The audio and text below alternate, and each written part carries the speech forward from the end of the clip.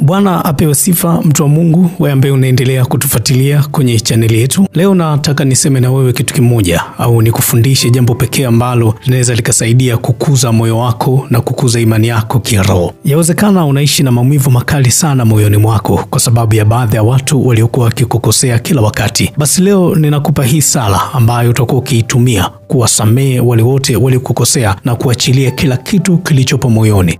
Na hautoishi na maumivu tena, na utajitengenezea na kuijenga thawabu mbele za Mungu Baba wa mbinguni. Utaanza kwa kusema hivi: kwa muda mrefu nimebeba majeraha, machungu na kumbukumbu za maneno na matendo mlionitendea. Nilijua uzito wake, nilijua uchungu wake, na nilijua jinsi ulivyokuwa mzigo mzito moyoni mwangu. Lakini leo nikiwa na akili timamu, natangaza mbele za Mungu aliye Baba wa huruma na msamaha, nami nimeachilia yote mlionitendea kwenye maisha yangu.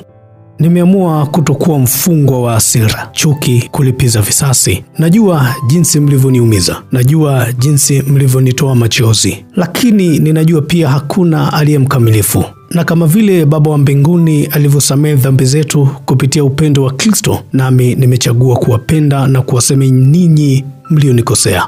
Msamaha huu si ishara ya udhaifu kwangu, bali ni ushindi wangu wa kiroho, na ni ngao yangu ya amani, na ni daraja langu la baraka na mlango wa heshima mbele za Mungu wangu. Na kwa msamaha huu moyo wangu umekuwa huru sasa.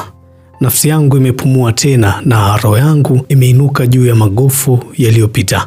Leo kwa sauti ya ushuhuda na utulivu wa moyo ulio huru, na wabariki na kuwatekea mema wale wote mlionikosea.